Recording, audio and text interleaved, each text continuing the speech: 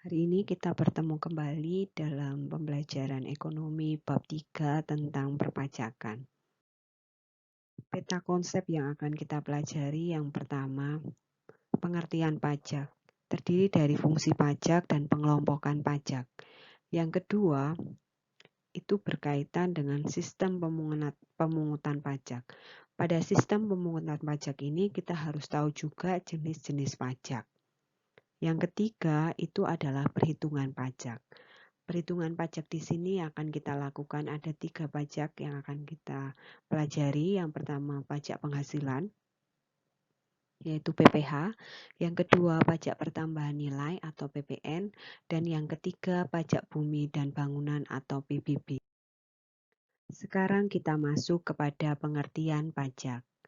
Pajak adalah iuran rakyat kepada kas negara berdasarkan undang-undang yang dapat dipaksakan dengan tidak mendapat jasa timbal atau kontraprestasi yang langsung dapat ditunjukkan dan yang digunakan untuk membayar pengeluaran umum atau membiayai rumah tangga negara. Sekarang kita masuk kepada fungsi pajak.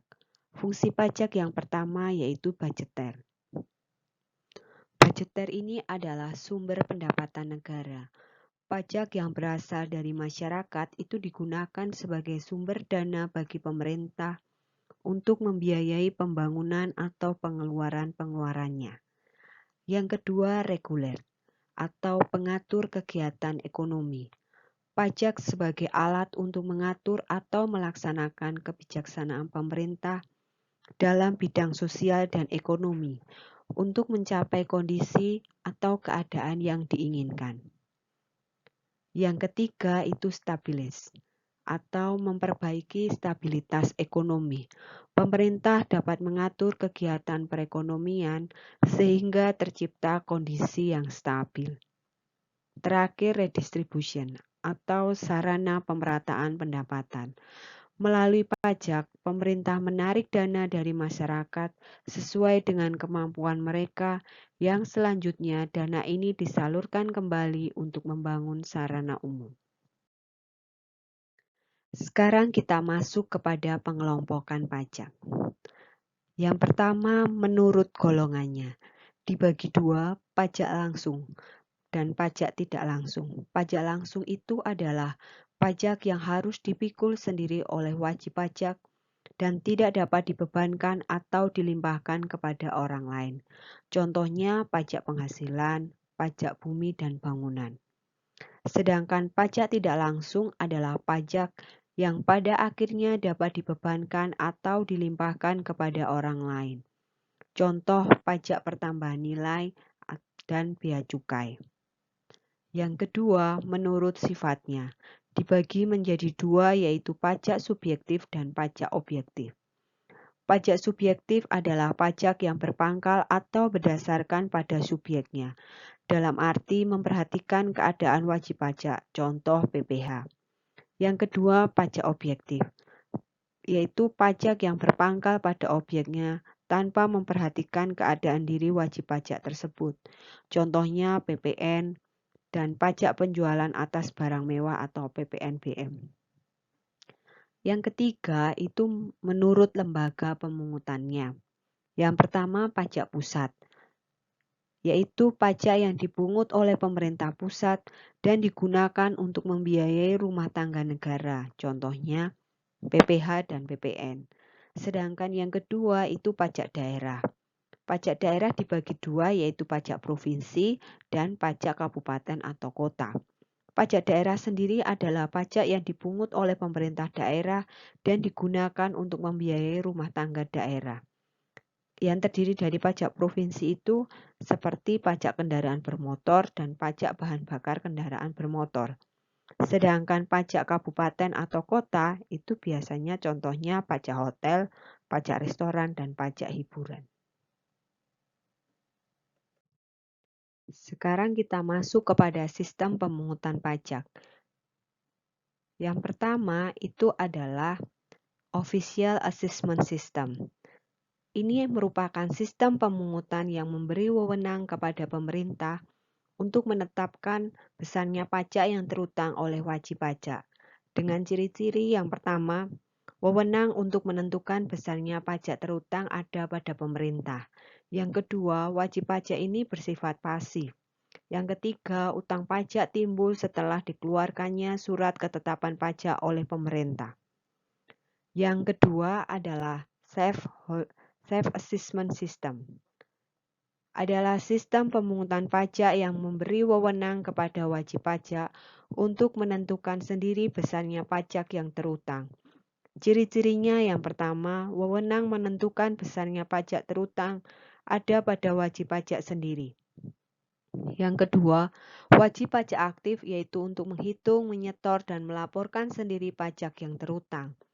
Yang ketiga, pemerintah tidak ikut campur dan hanya mengawasi. Ketiga, withholding system. Ini merupakan sistem pemungutan pajak yang memberi wewenang kepada pihak ketiga untuk menentukan besarnya pajak yang terutang. Sekarang kita masuk kepada pengenaan tentang pajak. Yang pertama yaitu pajak penghasilan. Subjek dari pajak penghasilan yang pertama adalah orang pribadi, yang kedua warisan yang belum terbagi sebagai satu kesatuan yang menggantikan yang berhak, ketiga badan, keempat badan usaha tetap.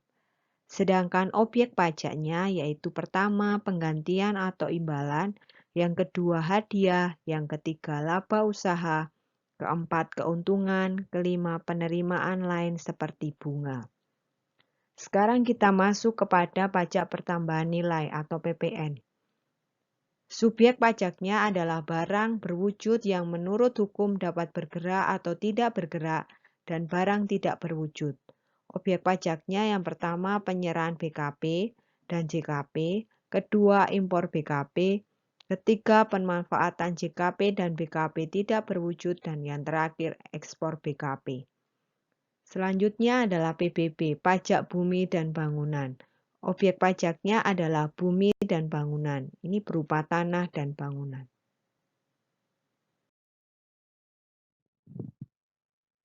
Sekarang kita masuk kepada perhitungan pajak. Yang akan kita pelajari yang pertama itu pajak penghasilan. Berikut ini merupakan ketentuan PTKP. Wajib pajak orang pribadi. PTKP itu adalah penghasilan tidak kena pajak. Ini menurut pemerintah, untuk diri wajib pajak orang pribadi itu 54 juta per tahun. Sedangkan tambahan untuk wajib pajak yang kawin itu 4.500.000. Tambahan untuk penghasilan istri yang digabung dengan penghasilan suami itu 54 juta. Sedangkan tambahan untuk setiap anggota keluarga sedarah dan keluarga semenda dalam garis keturunan lurus atau sederajat serta anak angkat yang menjadi tanggungan sepenuhnya maksimal 3 orang untuk tiap keluarga adalah 4.500.000. Penghasilan kena pajak itu dapat dicari dari penghasilan neto dikurangi penghasilan tidak kena pajak. Sedangkan penghasilan kena pajak itu sama dengan penghasilan neto. Penghasilan tidak kena pajak atau PTKP dan penghasilan kena pajak PKP. Berikut adalah ketentuan penghasilan tidak kena pajak terbaru untuk wajib pajak orang pribadi. Adapun syarat nomor 3 hanya berlaku jika penghasilan istri tidak semata-mata diterima atau diperoleh dari satu pemberi kerja yang telah dipotong pajak berdasarkan ketentuan yang berlaku. Kedua, penghasilan istri tidak ada hubungannya dengan usaha atau pekerjaan bebas suami atau anggota keluarga lainnya.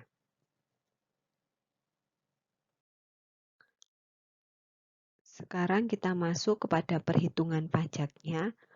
Yang pertama pajak penghasilan. Tarif pajak penghasilan sampai dengan 50 juta itu tarifnya 5%. 50 juta sampai dengan 250 juta itu 15%. Sedangkan 250 juta sampai dengan 500 juta itu 25%. Di atas 500 juta itu 30%. Berarti akan terangkan begini. Sampai dengan 50 juta di sana tercover 50 juta. Sedangkan yang kedua 50 juta sampai dengan 250 juta di sana hanya ada 200 juta. Sedangkan 250 juta sampai dengan 500 juta itu intervalnya adalah 250 juta. Di atas 500 juta itu baru 30%. Tarif wajib pajak orang pribadi ini sifatnya berlapis. Jadi mulai dari 5%, 15%, 25%, yang terakhir 30%. Bu Rati contohkan begini. Kalau ada tarif wajib pajak sebesar 300 juta. Berarti yang pertama 50 juta kali 5%. Kan masih ada 250 juta. Berarti yang kedua berarti 200 juta kali 15%. Baru sisanya tinggal 50 juta, itu berarti 50 juta kali 25%. Begitu caranya.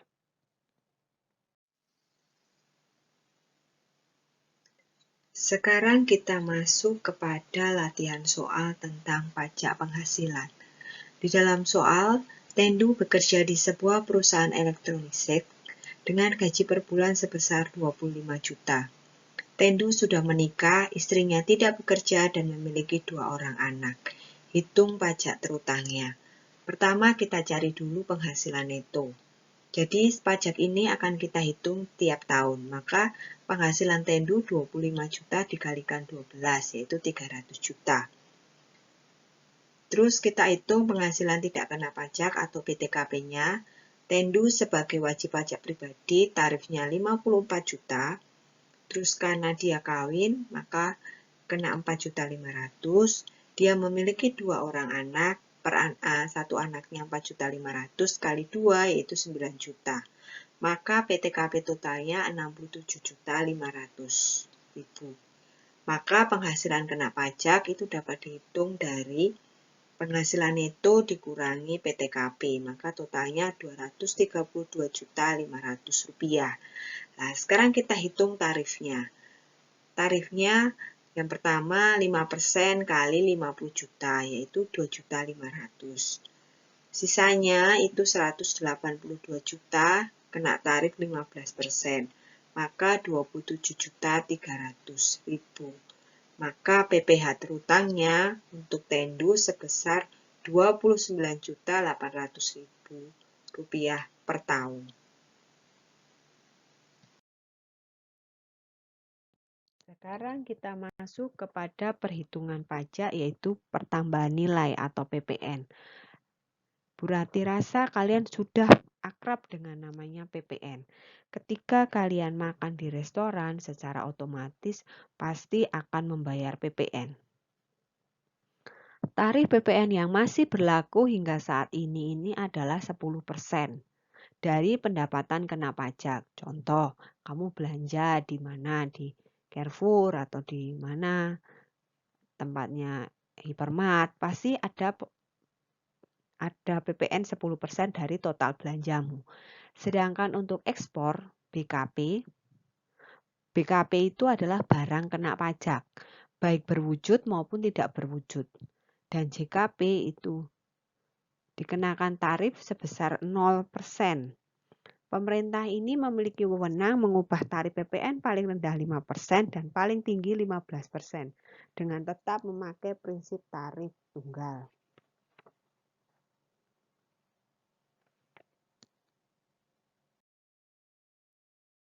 Sekarang kita masuk kepada perhitungan pajak bumi dan bangunan.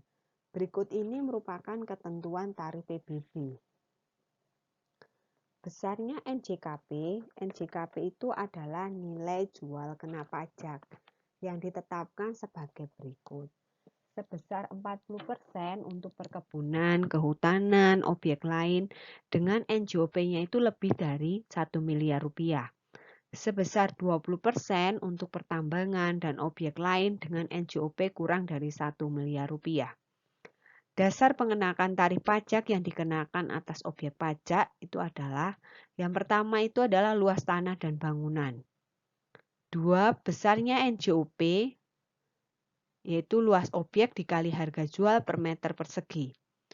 Yang ketiga itu tarif sebesar 0,5%.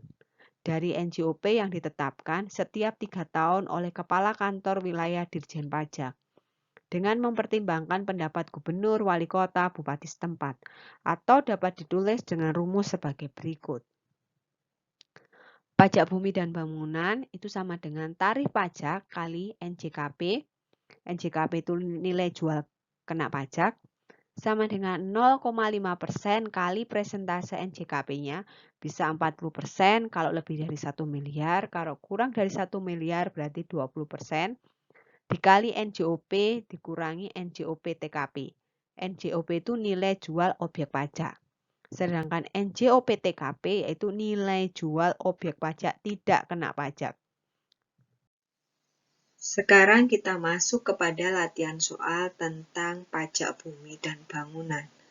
Sakurai mempunyai sebidang tanah dan bangunan dengan NJOP-nya 100 juta dan NJOP TKP-nya untuk daerah tersebut sebesar 12 juta. Maka besarnya pajak terutang adalah PBB-nya tarifnya 0,5% dikalikan 20% karena bangunan ini di bawah 1 miliar dikali 100 juta dikurangi 12 juta. Maka PBB-nya sebesar Rp88.000 per tahun. Sekian kita belajar tentang perpajakan. Silahkan dibuka modulmu berkaitan dengan perpajakan. Jadi nanti kalau ada pertanyaan bisa kalian tanyakan pada forum diskusi. Tetap bersemangat dan selalu jaga kesehatan. Terima kasih.